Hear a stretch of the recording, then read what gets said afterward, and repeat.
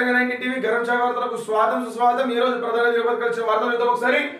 సాక్షి నిజామాబాద్ జిల్లా వార్తలు। ఈ టమాటా సెంచరీ ఆ మూడు దోపిడీలు ఒకే మాదిరి। ఈ బాల్కొండలో చోరీ జరిగిన ఏటీఎం డాగ్ స్కామ్స్ తో పరిశీలిస్తున్న పోలీసులు ఫైల్ ఫోటో। ఇక అదే విధంగా జిల్లాలో ఎన్ని గొర్రెలు ఇచ్చారు। ఇక సురేష్ రెడ్డికి అరుదైన గౌరవం। ఇక పదోన్నతులపై ప్రతిష్టంభన।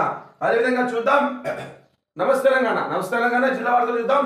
సామాన్యులకు కూరగాయలు మార్కెట్లో అమాంతం పెరిగిన ధరలు, సతమతం అవుతున్న జనం, రైతులకు నష్టాలు, దళారులకే లాభాలు, కుందెలవుతున్న మధ్యతరగతి కుటుంబాలు, కేంద్ర రాష్ట్ర ప్రభుత్వాల వైఫల్యాలే కారణం। అదేవిధంగా జీజీఎస్ లో యూరాలజీ సేవలు సమావేశంలో మాట్లాడుతున్న జీజీఎస్ సూపరింటెండెంట్ ప్రతిమరాజ్ ప్రాణం తీసిన పగ, పాత కక్షలతో మహిళా దారుణ హత్య కేసు నుంచి తప్పించుకునేందుకు గొంతు కోశారు వ్యక్తిపై రాత్రి వేళ కత్తులతో దాడి, గొంతు మర్మాంగాలపై కత్తిపోట్లు।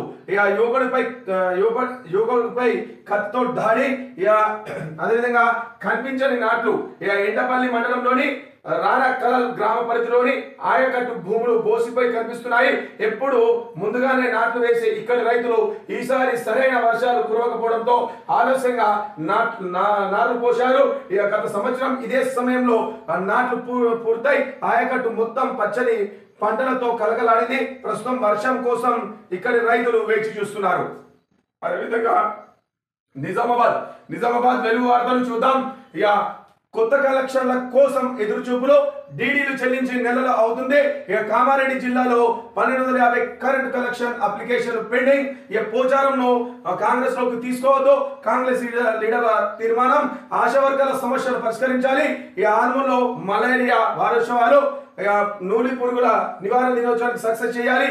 రోడ్లపై గుంతలు పూడ్చేందుకు చర్యలు। ఇక టమాటా 100 రూపాయలు, టమాటా కిలో 100 రూపాయలు, పచ్చిమిర్చి 120।